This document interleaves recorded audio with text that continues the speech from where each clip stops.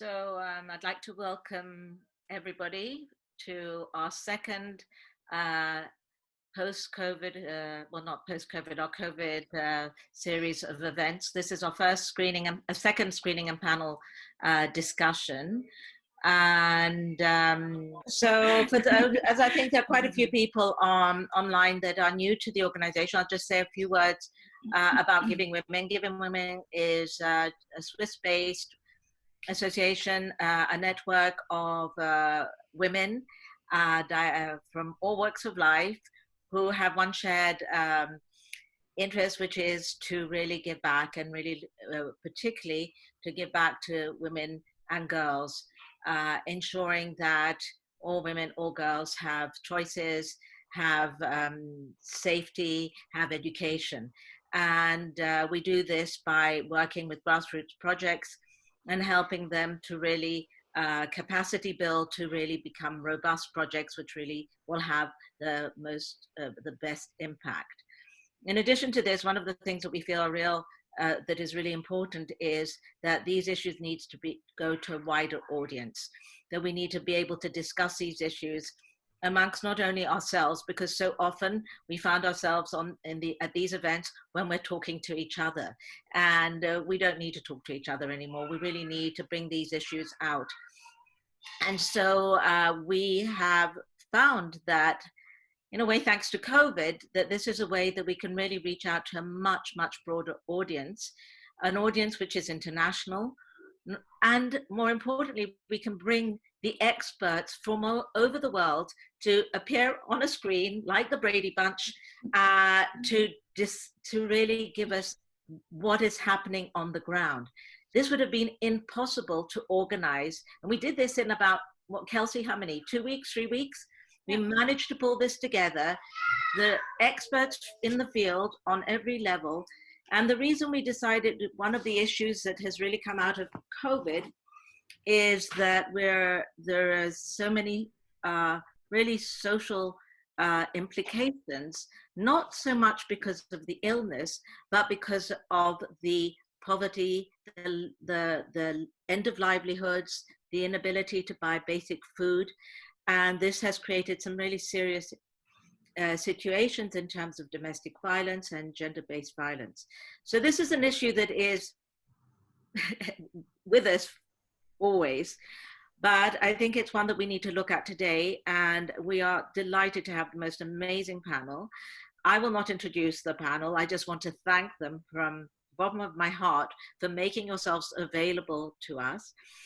I will introduce Kelsi Kriitma, who is a fairly new member of Giving Women, but has been an incredible partner in a lot of the work that we're doing.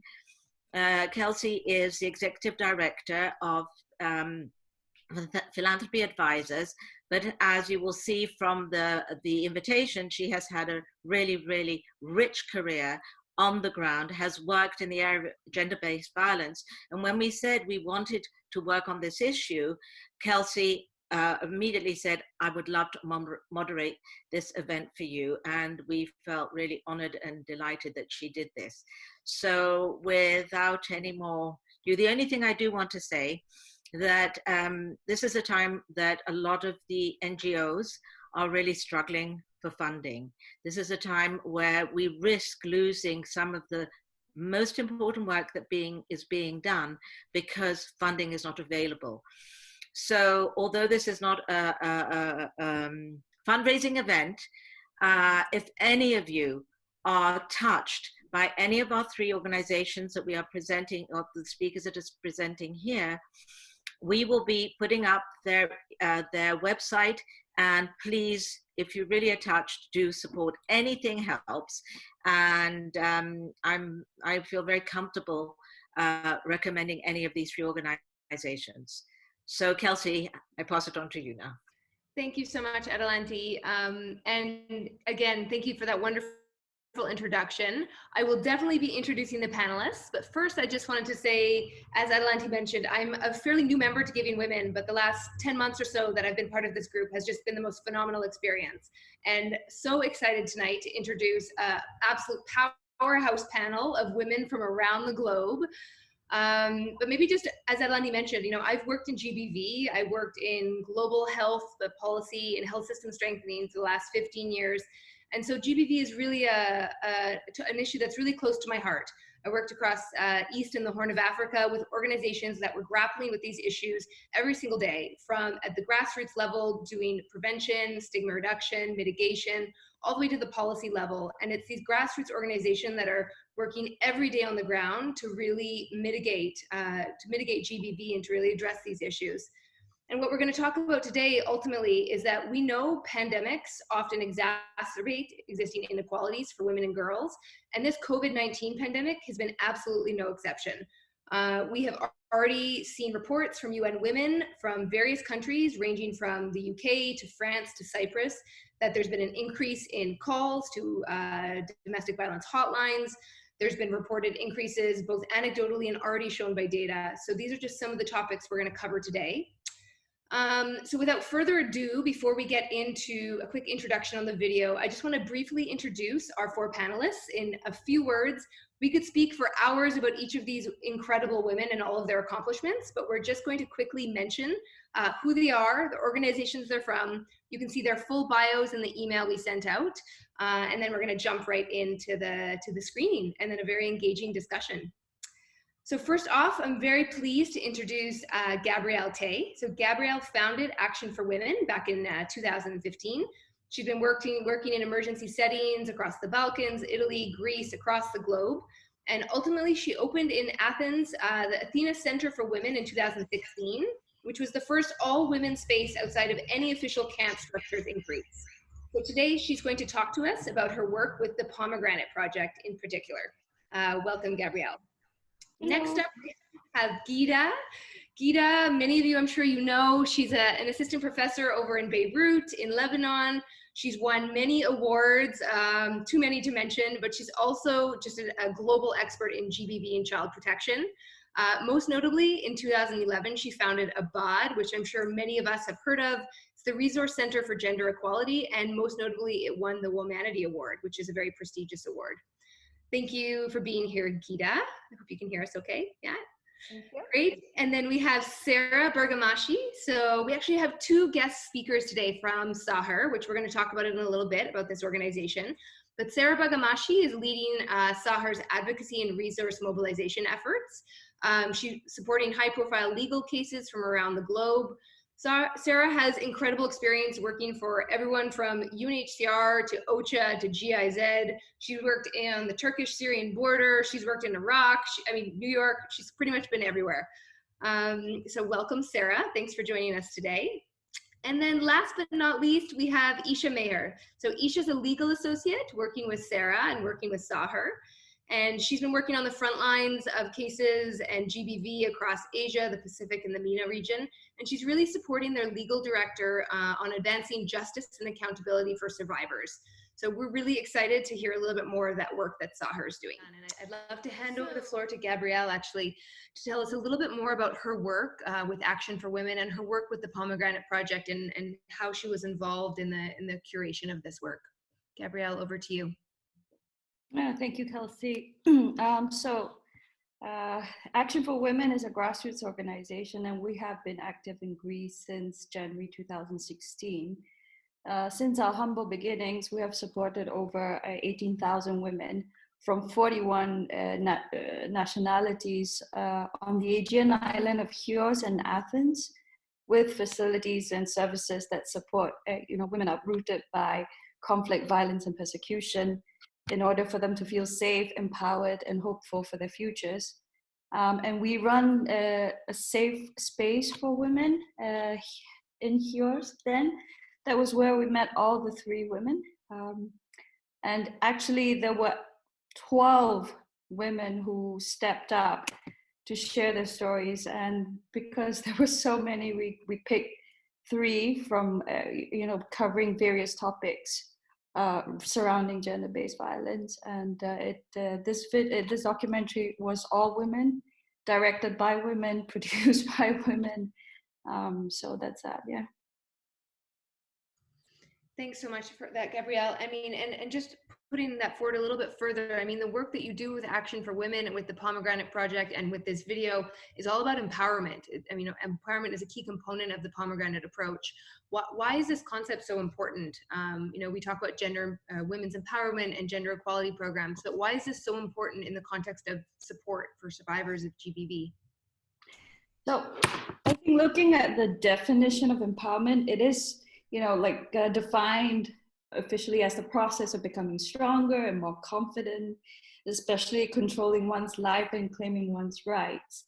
But empowerment actually does not have such a straightforward definition because it means something different to everyone, depending on each person's experiences, circumstances, hopes, and dreams.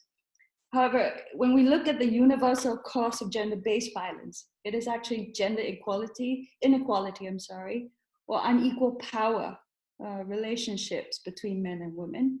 So at the essence, empowerment means giving the survivor their power back and the power to make a simple decision about their lives to other bigger decisions, psychologically, education-wise, economically, and socially.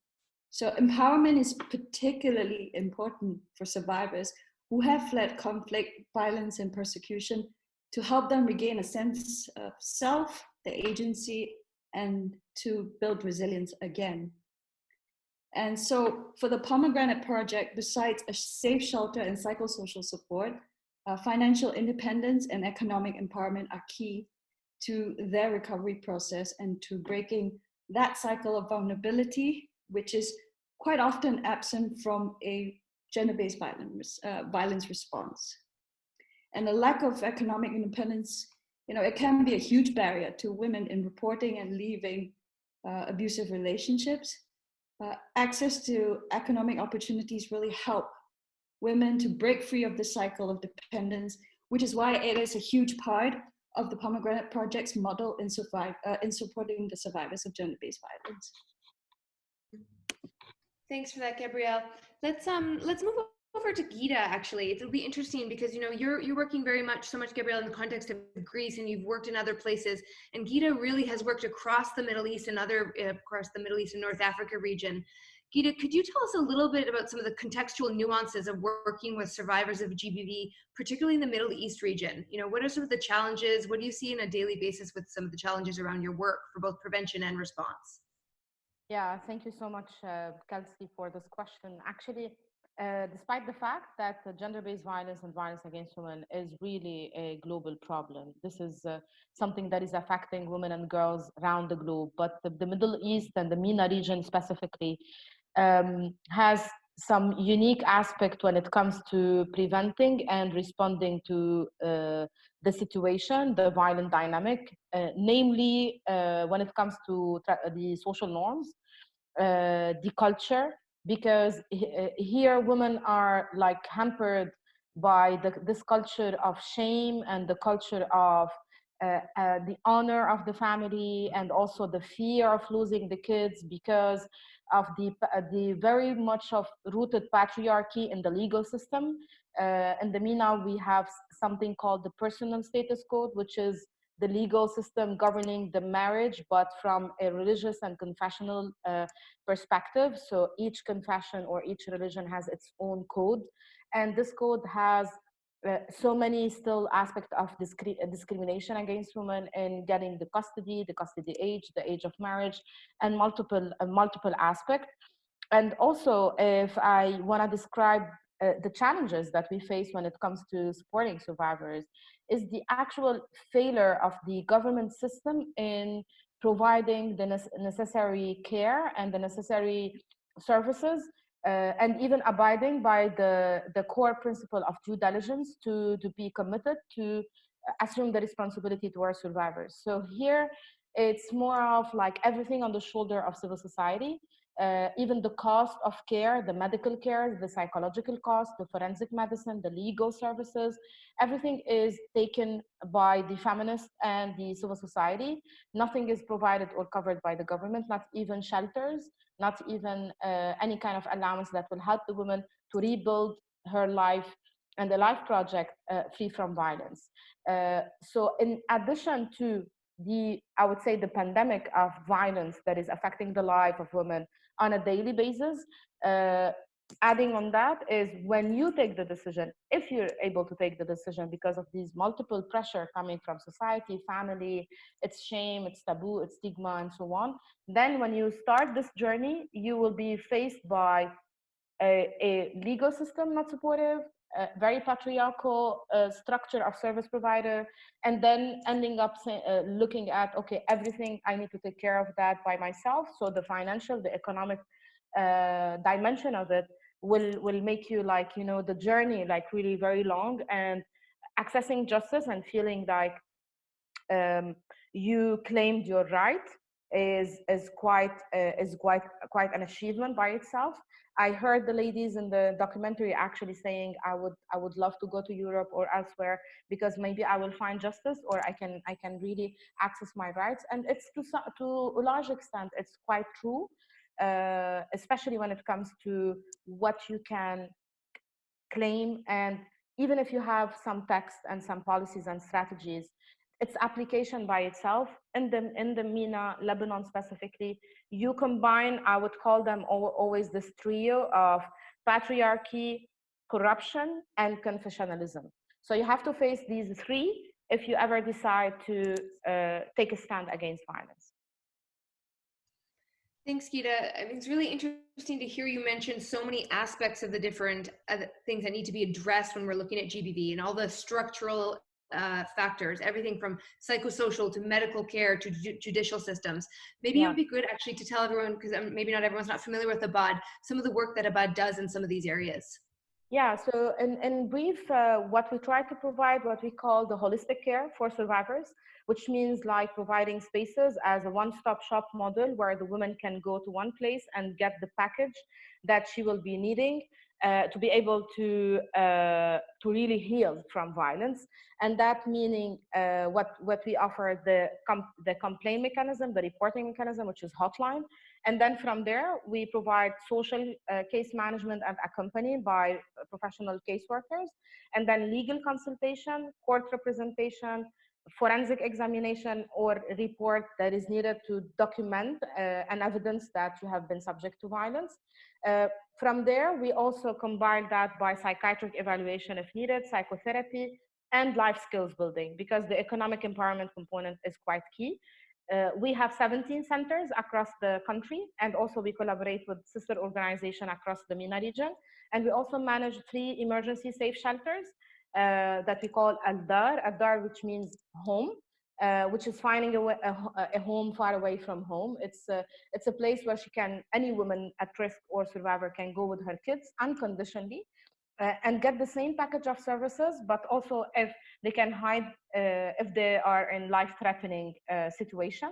Especially here, we have femicide, we have honor killing, we have women subject of rape that they can be at risk of being killed. And what is unique a little bit about Abad is that we provide also services for men that they have challenges with masculinities or they have violent behaviors. So we manage 3 clinics, 3 centers for men across the country that provide free, anonymous, confidential, psychological and counseling support for men. And then from there, we take it to family therapy or couple therapy as required by both. Of course, I'm not going to enumerate other work that we do on advocacy and policy and capacity building and resources and research development. So we don't get our lovely audience bored. But of course, you can check other services that or other activities that we do through our website. But I wanted to name specifically the services that we're doing. Thanks, Ghida. I mean, absolutely. You can go to the Abad website. I mean, it's impossible to enumerate everything that you're doing all around the MENA region, for sure. It's incredible. I've known Abad for a while, and I've known the work that you and your team have been doing. You did mention, some of the challenges around judicial aspects, which would be a great time to jump over to Sara from SAHR. Sara, if you could maybe just tell us a little bit about the evolution of the organization you work for, how it came to life, and how it's going about addressing some of these judicial aspects.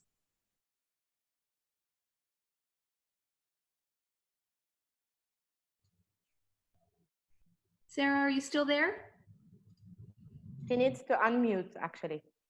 Okay. Yes, sorry. Thank you. No worries. Good. Hi, everyone. So SAHR is an acronym of our organization, which stands for Strategic Advocacy for Human Rights. And SAHR was founded in 2008 by Natasha Latif, who is a Muslim Singaporean human rights lawyer. And basically, when she was only 21 years old, Natasha founded SAHR. Why? And the backstory of this is that when Natasha was 13 years old, she read Stranger for Freedom, it's a book that is about a young Afghan girl and her clandestine attendance to an underground school in Afghanistan during the Taliban regime. And Natasha was really moved by the book and went back to Singapore to her family and lobbied her family and said, we have to sponsor a girl back in Afghanistan. And so she went back to Afghanistan to find her sponsor girl. And, you know, by the time she was 18, and she realized how the landscape for women's legal rights in Afghanistan is completely different than Singapore. And as a Muslim woman, she started to ask herself, what are the possibilities of reforming Islamic frameworks for women and girls to work within Islamic frameworks? And then, you know, she went to London, she studied human rights law in London, and then she started SAHR with the idea of ending impunity for sexual and gender-based crimes in Afghanistan, and now we expanded our mission globally. In 2011, I joined SAHR. I found an internship online that Natasha posted that we need legal researchers in Afghanistan. And so, you know, globally in the virtual team, and so I joined the team. And in 2013, I moved to Cairo in Egypt. I was working there with the Italian embassy, and Natasha just finished her thesis from London. So I told her, why don't you join me in Cairo? So we found each other living in Cairo, in the streets of basically what was the second revolution or a coup d'etat in Cairo in 2013. And really the Arab Spring gave us a lot of inspiration to co-found SAHR and into the organization that it is today, and really to stop impunity of sexual and gender-based crimes and to bring justice to women and girls. Thanks, Sara. Yeah, you know, SAHR is a really interesting organization. I've come across a lot of organizations helping in the judicial sphere over the years, and I really love the model that you guys work with. But what I'd love to hear a little bit, I've heard you say a few times that GBV is a shadow epidemic. I'd love for you to explain to us and to everyone on the line, what does that mean? Well, according to UN Women, in the previous 12 months, basically April 2019 to April 2020, about 243 million women and girls across the world have been subjected to sexual and physical violence by an intimate partner. 243 million. So a shadow pandemic, it means like, no, it wasn't really massive news. It is the current pandemic, but it's like we're talking about millions and millions of women and girls. Why? Because 1 in 4 countries in the world have no laws that specifically protect women against domestic violence. 1 in 4 countries in the world. And that's why we call it a shadow pandemic. And out of these 243 million in the world, only 40% of women actually report the crime. And this is because our legal system and our society is not really meant to receive the women that report. And as Ghida was saying, there is a stigma that is blamed. And actually, out of the 40% of women that report, only 10% seek the help of the police, which says a lot, right? The police is supposed to protect women and girls and the society. But in fact, women and girls do not even feel like that. And that's why also SAHR is really trying to work with the survivors, because we know that they really face multiple barriers in their quest for justice. And so that's what we try to do with them. Yeah. Thanks for that. I love to hear that your passion when you start talking about this subject, because you've been working in this field for a long time, and you can just hear the way you speak about it. We'd love to move over to Esha, to your colleague, and actually follow up on that when you're talking about, justice and the judicial system. Esha, because you've worked really specifically in this area as well, it's widely recognized. We know that sexual crimes are some of the most difficult to prosecute. Why is that? And what are some of the more institutional and structural factors around this? I think Ghida maybe touched on some of them for the MENA region in particular, but we'd love to hear about the experience from SAHR in particular. So Esha, over to you. Thank you, Kelsi. Thank you for having me here. It's been a real honor to be on this panel and to see the documentary. Like Ghida said, it's something very interesting, irrespective of whether we're talking about the MENA region or Bangladesh or South Sudan, or even as far as Vanuatu, where SAHR's current projects are based. the factors, the experiences, and the fears for these women are, one and the same institutional barriers.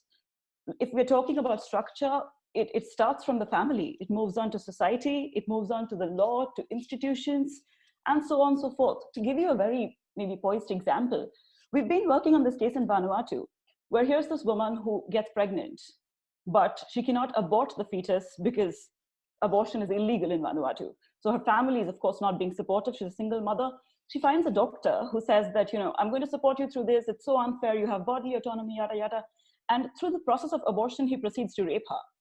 And now she's here with us, and we've been doing her case. And I can't tell you, Kelsi, every time that I talk to her, it's this sense of, I don't know if it's helplessness or guilt, because after acknowledging everything that she's been through, you take her through the litigation process.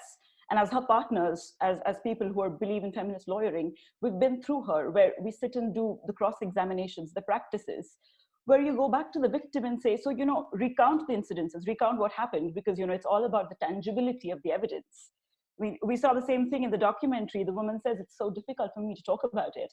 And we have to constantly be on call saying, so when he did this, are you sure he did that? Where were you? What did he say then? Then your hand went up, it went down.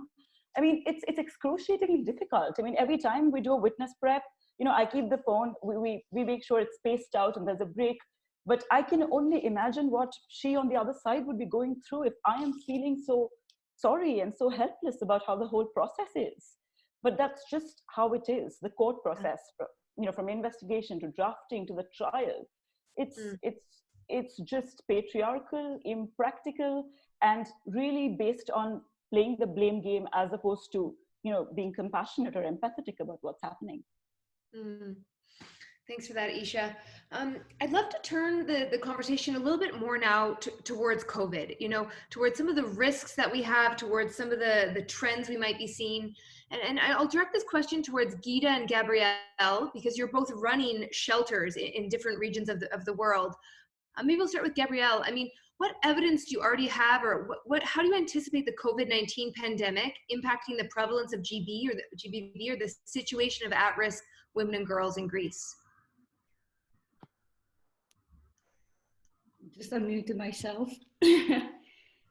We've talked about how pre-existing gender and intersectional inequalities, it really often worsens during a crisis, during pandemics. I mean, we saw the outbreak of Ebola across, West Africa, and, in Sierra Leone, for example, like unwanted pregnancies rose by a staggering 65%. During quarantine, men and women's experiences and needs will also vary because of their physical, cultural, security, and sanitary needs. And most of the measures deemed necessary to control the spread of the disease.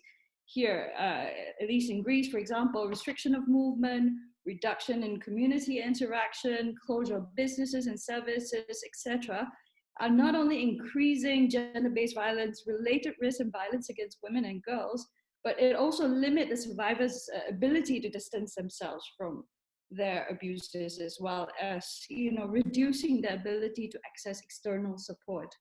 So, for example, life-saving care and support to gender-based violence survivors, clinical management of rape, mental health, and psychosocial support have been extremely limited.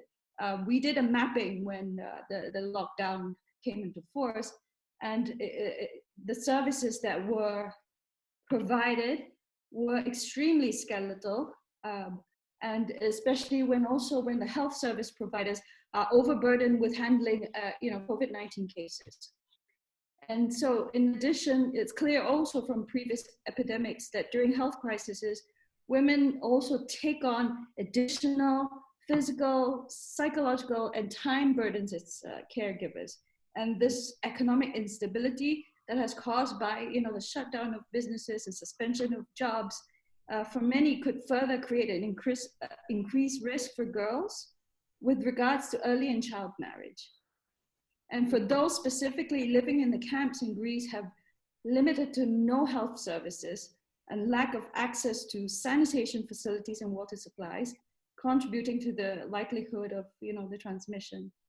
Yeah. In Greece, I think as of end of April, 220 asylum seekers have been tested positive, and the majority, 150 of them, were only tested positive after one of them went to a hospital for an entirely different reason, and all of them are asymptomatic. Thanks for that, Gabrielle. And I'm really glad you mentioned the situation specifically of camps. You know, populations living in camps without access to basic primary services like water and sanitation and health are only further exacerbated. So, you know, it's really, we talk about mainstreaming GBV into these interventions, but it's not just jargon, it really is necessary. Ghida, I'd love to swing back over to you again to talk a little bit about how you see the COVID-19 pandemic impacting some of your projects, your beneficiaries, and also if you could tell us a little bit about the lockdown, lock-up movement that Abad has launched. Okay, so I'll try to be brief. When it comes to actually the impact of the COVID, despite the fact that in Beirut, so far the situation is a little bit manageable, if I can say, but at the same time, if you imagine like this situation happening in a country that I love to call like the country of the system of no system, we just have a land and people residing on the land, and I don't know how we're surviving anyway. And it came after the revolution and the banking crisis, and after that we had the lockdown. So, and I can just give you one indication. It's when it comes to the number of calls that we received on the helpline. Only in March, April, since the measures started of the complete lockdown, we had an increase. The numbers that we received over only these 2 months doubled the entire total of the 2019. So. And at the same time, we had like a comparative between March 2020 and March 2019. Already the number of cases were increased by 180% just in 1 month. So having said that, this is, of course, we had an interruption of possibility of women to go to safe spaces, because the safe space is a walking distance as well. It's in the community. But what we liked is the fact that the women were very responsive to shift to the remote case management model and face-to-face only for high-risk cases. And also when it comes to the safe shelters, we were receiving 4 to 8 new women requesting emergency safe sheltering per week, comparative to the previous period.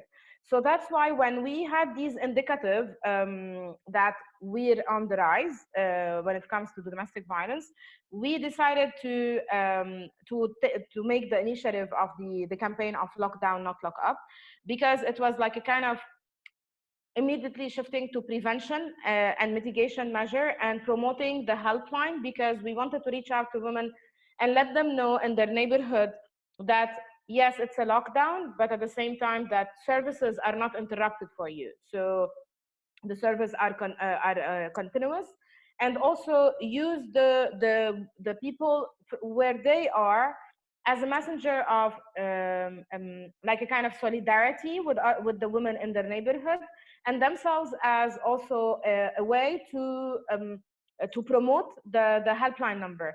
So what we did is we set a day, we promoted that day really highly on social media and other platforms, and even on traditional media, and asked people to go on their balcony and have a white sheet where they can write down a solidarity message to women in their surrounding, in their other building in the neighborhood that might be possibly living domestic violence, and also write down on the white sheet in a way visible, hanged on the balcony, our helpline number that is operational 24/7. And I can't describe enough how much this was received very positively, the number of people engaged and the reactions, the collaboration. It was across the country, even municipalities, even the police. And some of the very famous influencers and artists also created like a short videos, songs, video clips, and so on, where they did the number of the helpline in a camouflage way, in a hidden way, and posted that on social media. And this is still running till today. And we really encourage like organizations and even feminist groups to really think what is the best medium always to let women know that you're not alone, even if it's a lockdown, and remind them that violence is a public health problem. It is, by the end of the day, by definition. It is defined by WHO as a public health issue. And we should never forget that to prioritize this equally as any health situation, as the pandemic by itself, because it risks their life and the life of those they love and their families, and it has a very severe cost. It might even make you lose your life. And we had only in 1 month and a half, more than 14 women killed in Lebanon by domestic violence or spousal violence situations, or unknown reason. It's just simply finding them falling down from their building, that with unclear reason.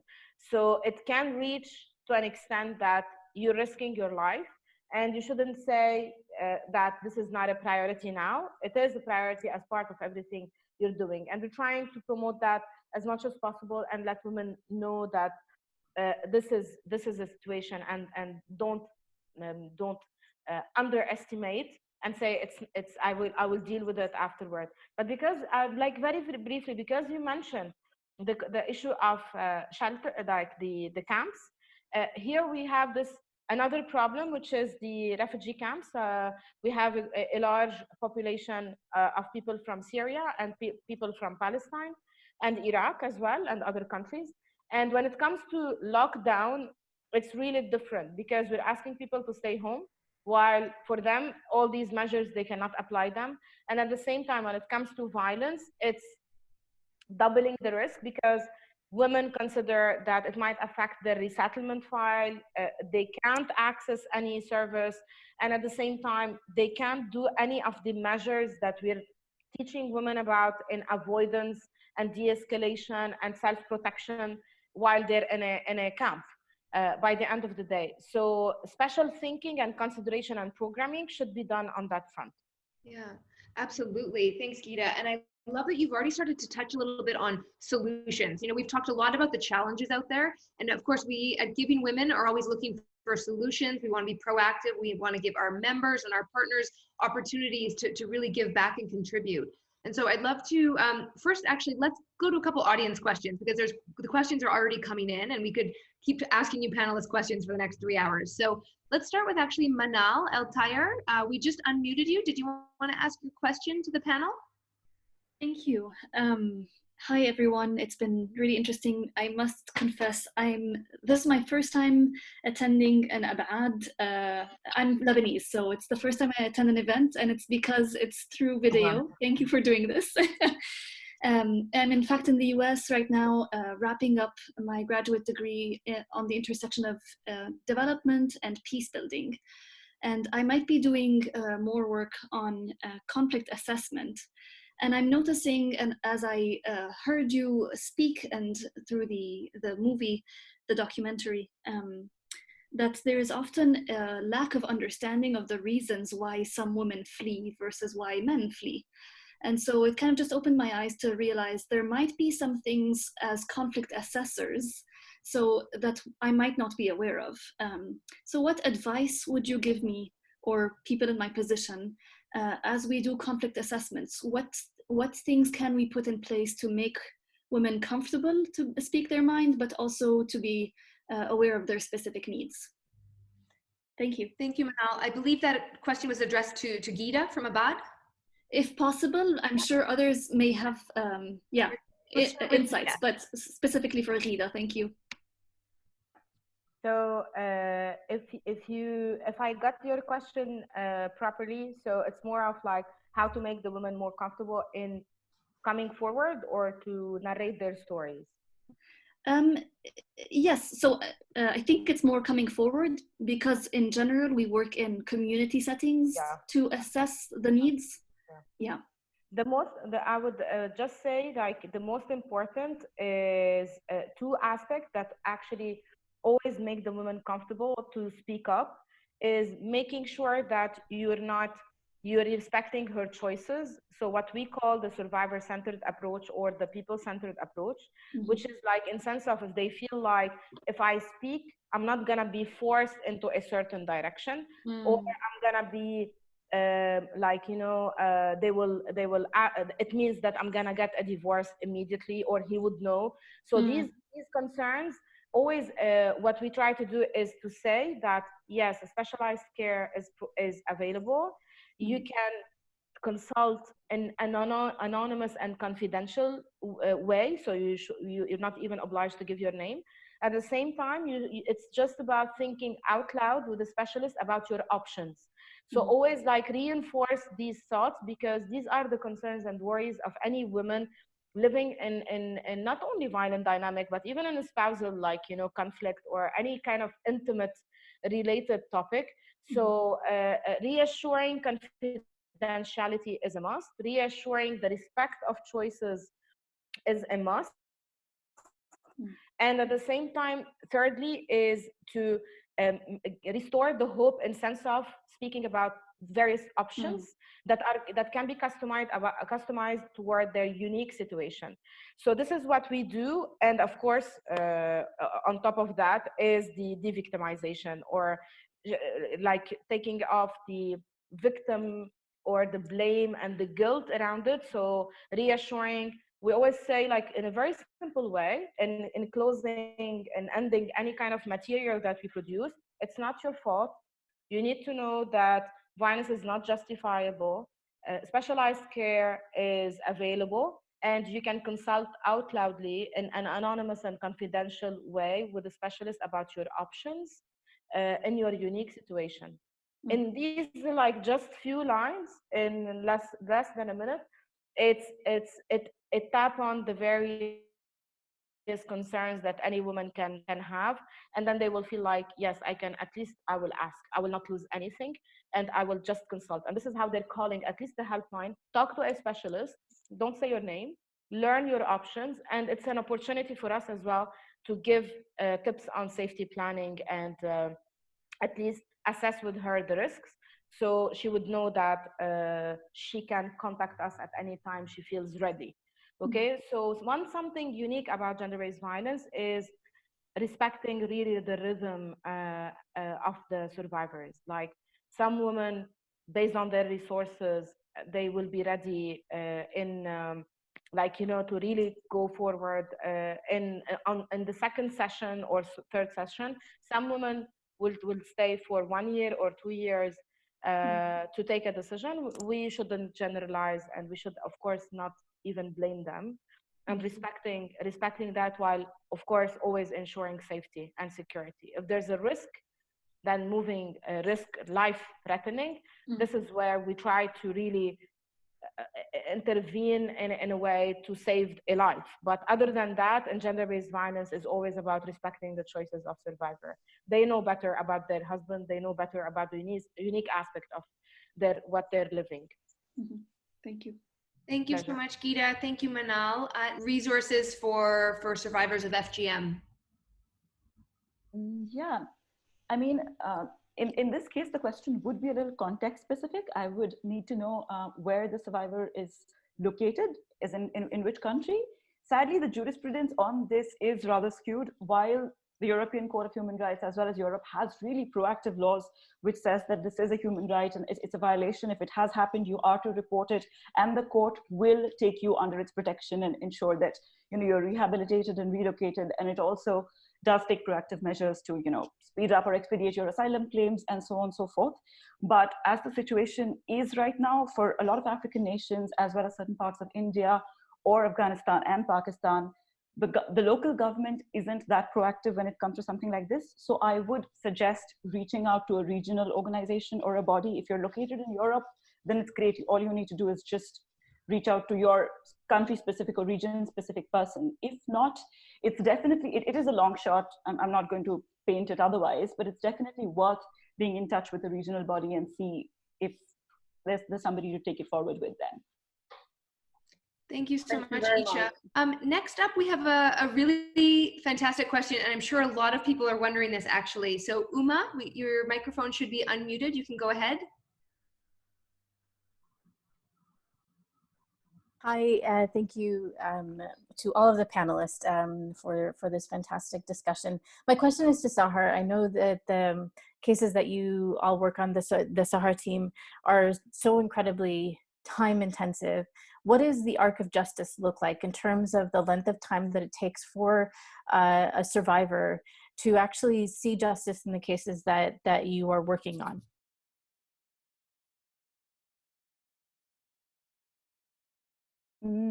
Thank you for your question, Uma. Well, as this is an incredibly difficult question to answer, and I've been asked this question many times in different contexts, and it's always been this case. It just never gets any easier. The answer is very dependent on the context of where we're working. Ideally, we work on a yesterday basis, if not on a today basis, and we try to wrap up cases within a year. That's how we proceed with our document plans and our project designs. But having said that, I have to tell you that, you know, given the extraneous circumstances where we do work in, there's a lot of, you know, there's a lot of regional dynamics, and there's a lot of international legal situations that are at place. So there's really no concrete answer for that. We try for a year, but sometimes they do stretch beyond. So that's just how it is. And also, I would add here, sometimes because we take on like international cases, like a survivor is from one country, the perpetrator is in another country, the institution is between like their country of origin, or maybe they have a base in another country. Like our latest case in India is very complicated and involving very powerful institutions.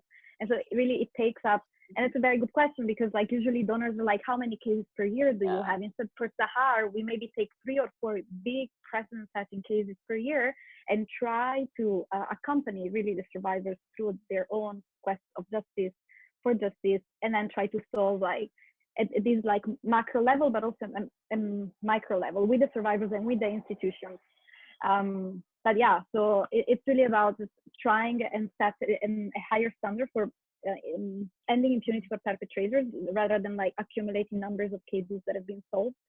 And so that's why it's a very kind of different organizations, because it's also different metrics that we are trying to do. Like when donors ask how you're evaluating your project, your program, and your legal program. And so it's about that quality control that we try to give, and always never forget the survivor-centered approach, as Ghida was saying also.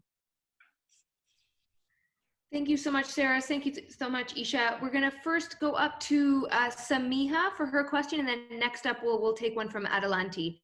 So Samiha, you should be unmuted now. Okay, hello, I'm Samiha and I'm working with DRC Bangladesh at the moment. Thank you all for this insightful discussion so far. My question is mainly towards Esha, as she mentioned something similar before.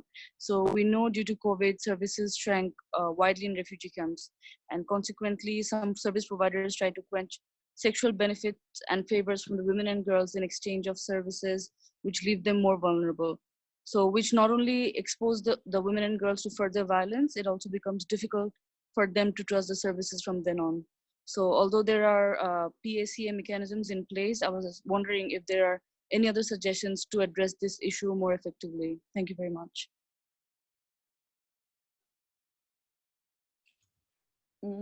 Thank you, Samiha. Onek dhonnobad proshno korar jonne. Well, if you are talking specifically about the Bangladesh situation, if there's a camp, if there's something that you know of, if you're in possession of specific knowledge with respect to this, we definitely can help, because this is something that should not be happening. COVID-19 really has made things very, very unpredictable. We are working with a few camps in Cox's Bazar right now with the Rohingya refugees.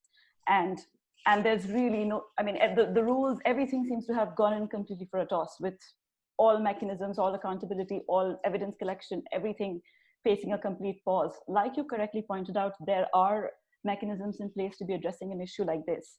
But, you know, given an exceptional circumstance such as what we are in right now, what I could suggest is maybe 3 broad things. First would be, like I said, if you have specific knowledge, do get in touch with us. I think we can help. Second is, we would ask the crime or the issue to be reported even within the community, within, let's say, not only the camp staff, but to just make sure that you let community-based awareness and engagement prevail even within the camps. And third is, I would ask you to leave everything in writing so that as soon as the situation comes into the picture, one amplifies these things and one gets these information out to the global world in general. Because, you know, in situations such as this, when there's an absence and a breakdown of mechanisms, the only thing we as civil society can aspire to is to magnify the effort, give it maximum eyes and ears, and hope that, you know, things just start working on their own. So if there's no accountability measure, it's up to us to hold them accountable. So I hope that answers it. Thank you, Esha. Thanks a lot. Yeah, thanks, Esha, for the practical steps as well. Very useful. Let's hand over to Adelanti. I believe you had a question. Yes, I have actually two questions, but the first one is also directed at Gabby in terms of how does, within the context of the refugee camps, which are very overcrowded, there's not a lot of information going through, there are so many different issues that are being dealt with, how do you reach the survivors to know where to come, how to come to the center? How do we get those messages out? When in fact, and I think this is something that is on a broader level, which was the second part of my question, is how do we advocate? I think there's a lot of importance around advocacy, which Ghida said was kind of boring. But I think that unless we really put this out in the open and there's more advocacy and emphasis on policy changes, where we change the acceptance and not only deal with we're dealing with survivors and how can we help them, but rather see how we can prevent. So one question is for Gabby, and then the advocacy question. Thank you. So pre-COVID, I'm speaking now from the context of pre-COVID, because with the lockdown, it has been impossible to reach any of the camps. But pre-COVID, just building on actually what Ghida has said, you know, when they speak about when the survivors come forward and adopting the survivor-centric approach, one of the you know, projects that we've done in the island of Chios was to open a safe space just specifically for women. And the same with Athens, and it is actually known to the community and mostly men as a school. And in Chios, it was known in Arabic as, what was it? Hammam, for just, you know, where the women could just come and have a shower.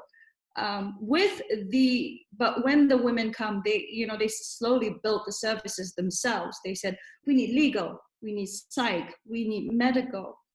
And how it was done, it was really through the community themselves, where they know that they are able to seek help somewhere. And it is better, it worked more effectively than for us when someone from the community acts as a referral to come through to us, rather than us reaching out to them.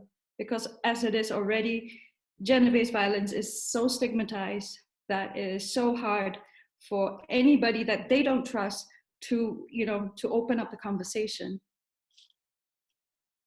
I hope that answers the question. Thank you, Gabrielle. And then the second part, the advocacy question, Adelanti, you wanted to direct that to anyone in particular? I would love actually to comment very quickly on that. Actually, because I was directed at Ghida because she said she wasn't going to talk about it because it's boring. But in fact, if you want, it's not boring. It's my passion, actually. Ghida, take it away. The floor is yours. Real systemic change in how exactly. That's why it's called abad. Anyway, it's dimension, which means like addressing the problem from the multidimensional and the systemic approach. Which for us, why I started abad, because I really don't want to see gender-based violence anymore in the world.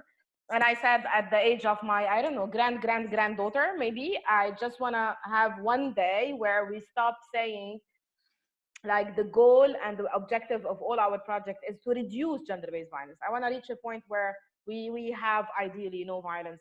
And advocacy is the pulse. I would say for any feminism, any kind of work we want to support women, the advocacy and lobbying is the pulse of change. And honestly, the service structures is one angle of what we do, but this is the source of our advocacy messaging. It's the room, it's the counseling room. It's actually the women themselves, what they're saying when they narrate their stories, they narrate what they're living. And this is where we identify like the policy changes that are required and legislations. Most recently, we were like 2 years ago, we were able to abolish one of the most disgracing and like most shameful, as I would say, article in the world, which is marrying your rapist. I don't know if you heard about it. It's more of like, an article in our Lebanese law that was actually saying if you marry your rapist, he can escape punishment. So, and it was there. And this is from where all the culture around, if you're raped, you lost your virginity, marriage is the option because you're no longer like a candidate for marriage, because this concept of virginity and honor in the MENA region and in Lebanon specifically as well. So advocacy, I would say we will not see any change for women in the world if we don't start shifting from healing bruises to actually mitigating and preventing. And this can go to like policy, but also legislations and curriculum, the educational curriculum. What we're advocating for is even a reform and making more gender sensitive educational system as a whole, and also repealing all the discriminatory articles from the law to hold the government more accountable. So if we want to look even during this COVID lockdown crisis, for us, because of the interruption of so many layers, advocacy was the only thing that you can continue doing it loud, be creative, out of the box, think how you can reach to these women. Okay, we were at home, so balconies. So, and we consulted with women as well, survivors, to ask them like a kind of shape of the message they would like to have. And they said, okay, broadcast in WhatsApp, it's the safest way, or through Facebook inbox. So, and that's advocacy by the end of the day, in raising awareness and making a discourse that is not only condemning violence, but also that will make the woman feel that you're not alone. So in 15 days, the entire country was like actually, and with all the sectors talking about gender-based violence and domestic violence and condemning domestic violence. And this helped a lot in creating, if we don't have a system, legal system that will hold him accountable, we have a community that will hold him accountable and is making the violence as a shameful and is criminalized. And that's more than enough sometimes for women to feel like, yes, I'm really not isolated. It's abused women are already sufficiently isolated. So it's a kind of creating the pulse and the wave that will make sure that no woman is left behind, I have to say. Absolutely. Isn't that a noble initiative, and hopefully one we can reach in our time? I love how you say, Ghida, that you hope your granddaughters, that, we could eradicate GBV. This is a noble ambition, and hopefully together we can accomplish this. Yes, I'm sure. I'm very conscious that we are very much running out of time, and we could continue this discussion for a long time, but I do want to end things on a bit of a positive note. Well, two things actually. One is I would love to ask our panelists to really comment if there are women on this call who are in difficult situations, who are at risk, who may be experiencing violence at home, or they may know a close person who is, what practically steps can they take? And we would love to hear from each of you of your recommendations here. Maybe we'll start, Sara, with you. Esha, do you want to go ahead? Okay, right, yeah. I mean, so to put it very, very objectively, I would again say it depends on which country you are in, because legally speaking, it's all about where you are. But I would say that the bad side of COVID-19 has been isolation and putting you in the same den with your perpetrator in some cases. But the advantage is also, being digitally connected. So I would say reach out. I mean, Kelsi, if you could, maybe some organization here could circulate a list of organization helpline numbers, organizations, maybe nationwide or province-wise, which would be numbers where these women could reach out to. We for sure are one. where you register your complaint, you talk about what it is that you're going through, depending on which we could then direct you either to immediate legal action, depending on the risk factor where you're in. Second would, of course, be, psychological or mental health-wise support. And third would definitely be economic support, all of which are available through the government or independently, depending on exactly what is the nature of support that you're seeking. But most important is to reach out. Most important is to talk, irrespective of whether you think it's serious enough or not. There's always somebody listening. Excellent, excellent advice. Okay, and then my next question, what are some practical things that giving women members who are listening here today can do to support these causes? The first thing is, please look in the chat box. Again, Elalanti said this is not a fundraising event, but all of these phenomenal organizations do rely on donations and donor support. And in the chat box, Kathleen has put their links to donate. But very practically speaking, I mean, maybe Ghida or Gabrielle, you could mention that giving women members can do to support survivors of GBV in their own countries and abroad, aside from obviously donating as well. Gabrielle, do you want to start? I think building on, your question of what if there's someone on this call who might be experiencing gender-based violence, I just want to add to the comment that you're not alone, and really there are many resources within your own country that you can seek help. And if you're not ready, that's completely fine as well.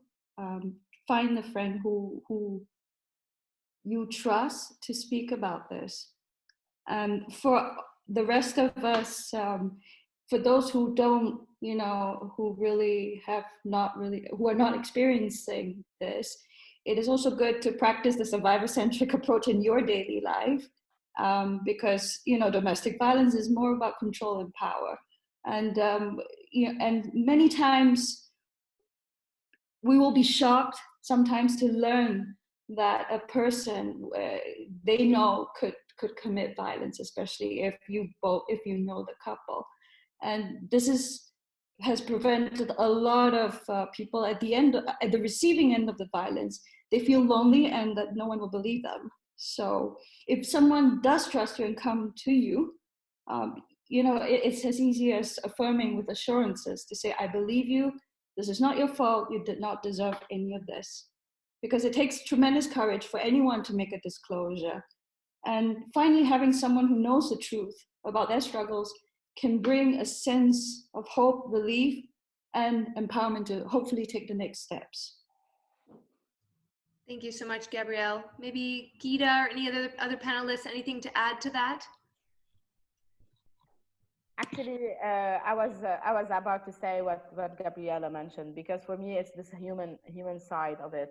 Even if anyone is calling, just the most important is saluting the courage.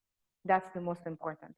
Is like to let her know that you're actually very much appreciative of her courage in speaking up, and that she's not alone and it's not her fault, and you're here to listen. That's one. Second, if all of us in the community itself if we just practice the culture of not judging, we would be helping a lot. So even not judging each other as women, and not generalizing, and really respecting respecting and celebrating our unique aspect, each of us, we would have do like a lot to support many of these women. Absolutely, Ghida, and you're saying celebrating the courage of these women to come forward. Well, I would like to celebrate the courage of all the women on this panel who are global experts in just a phenomenally difficult field to work in. And it's something that we are so grateful for all of you for having been on this panel. Thank you so much. Again, we're over time, but any final last parting words, any kind of burning comments from anyone that we didn't address on the panel there? Okay. There's a comment here from Himana and a few others saying you're all very brave and mighty women, which I couldn't agree with more. Sarah?